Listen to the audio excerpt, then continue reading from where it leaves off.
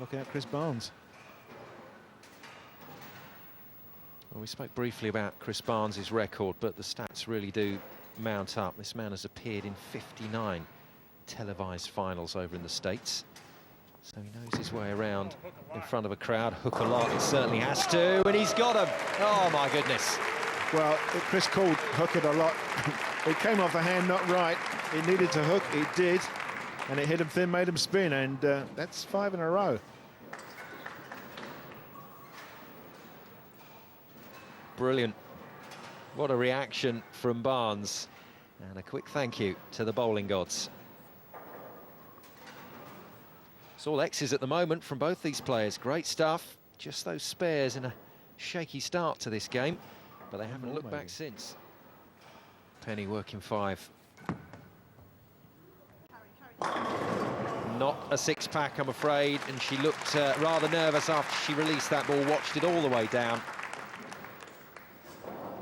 Yeah, I think you could just hear a mutter carry as the ball was supposed to turn. It just went a fraction longer, and she knew it. And when that happens, if she makes a change or not. Nips out the 10-pin. Now, this will be an interesting next delivery, Jason, because clearly something has happened to that lane that has maybe changed the condition, and Barnes' last strike wasn't convincing. Well, I'm going to make a prediction here.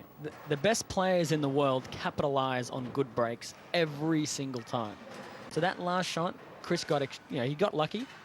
And my prediction is this one here is going to split the 8-9 for one of the best strikes you're going to see.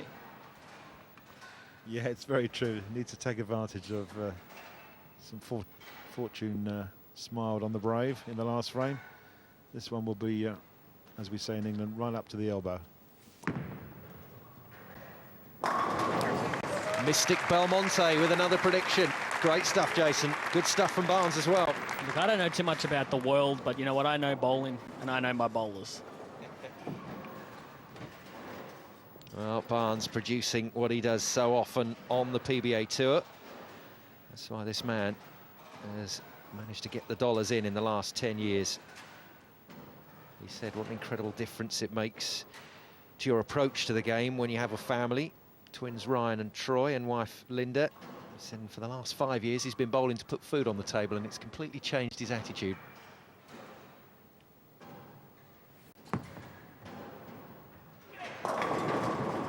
crowd shouting for that ball to get in the pocket, and it obeyed.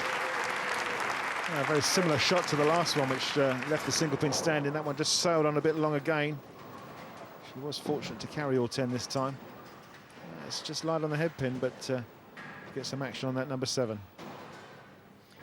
Yeah, it's going to be interesting. I mean, Kirsten has to do something. If she keeps throwing that line, that speed with that ball, I don't see it striking as much as what Chris's reaction is. I don't know if she knows that.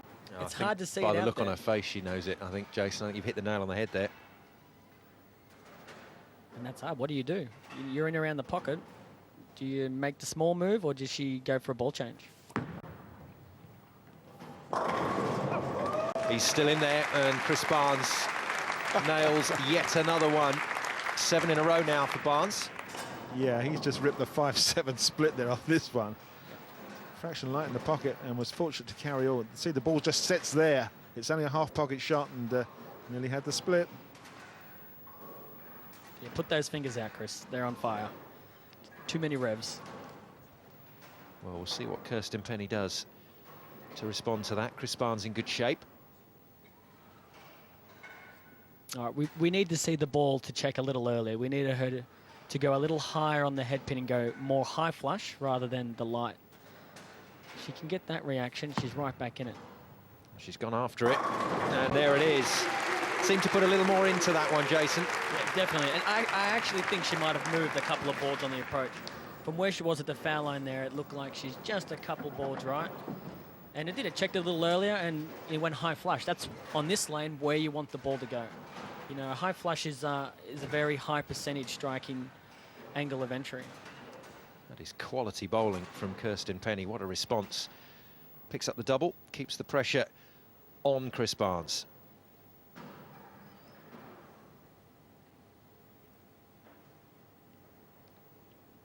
This is a really big shot for Chris right now. If he gets this one, he puts a lot of pressure on Kirsten to strike out in the 10th.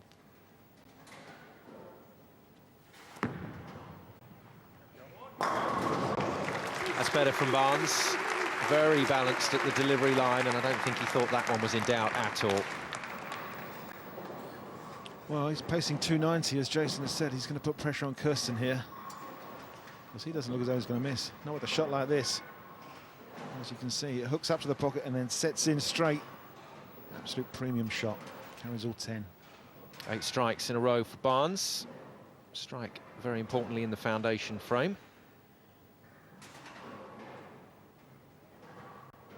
Kirsten Penny working a double here in this one.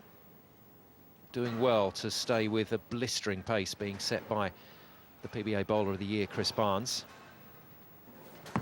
This is a massive shot. It needs the strike. No.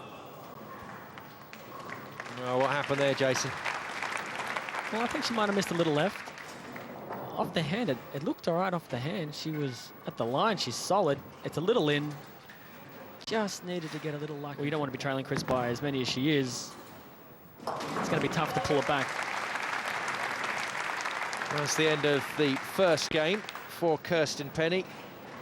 Well, she's earned herself a bonus ball with that spare. But it's been good. I mean, she won't complain about this. It's just when your opponent's in such good form, you know you're going to need a bit of luck. And there, gets a nice strike to finish off with. So Kirsten Penny with a super score in that first game of 248. But it's all down to Chris Barnes to see how far ahead he can move from his opponent. But that's good stuff from the young Englishwoman. Yeah, quite right, Simon. Great game, 248 under normal circumstances. Could have been a winner. And I'd predict that she's going to have to shoot that again, plus some more in game number 2, if she's going to stand any chance. Chris Barnes knows it. He knows here that he's got a chance to start to close the door if he can strike this off the card. 8 in a row so far from him. One of the best runs we've seen in the tournament. Such a shame that he spared that first frame. Pacing at 290. Keeps pacing at 290. But there's the difference right there. Kirsten missed a little left, and because of her roll, the ball kept going, left the 4-pin. You see that one there, it just stopped. And instead of going too high on the head pin, it just stayed there, went straight into the middle, and just, in the end, was a great shot. He was thinking to himself it was a little in, and he got a little lucky. But when you're watching it, it's a great shot. Yeah, Jason, I think as you mentioned before, and you said about your ball, it would carry on hooking through the pocket and possibly not break everything up.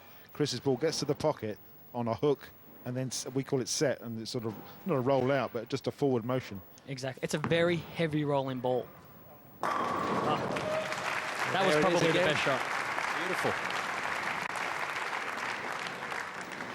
Well, that's the high game of the tournament out of the way, and he's still got another ball to go. Does he need to experiment with this last ball? Well, there's no prize for the high game. This game is won. Unless he's going to throw it left-handed or two-handed, no, I would think not. Well, I think, Chris, you know, when you're going to shoot 290, you're pretty confident in the ball you're throwing is going to strike. And in this format, you still need every pin that you can possibly get. That is sensational. He spared in frame 1, and from that point onwards, he's struck off the card. Rode his luck from time to time, but Chris Barnes in incredible form. 290 plays 248. We've got a great game on our hands.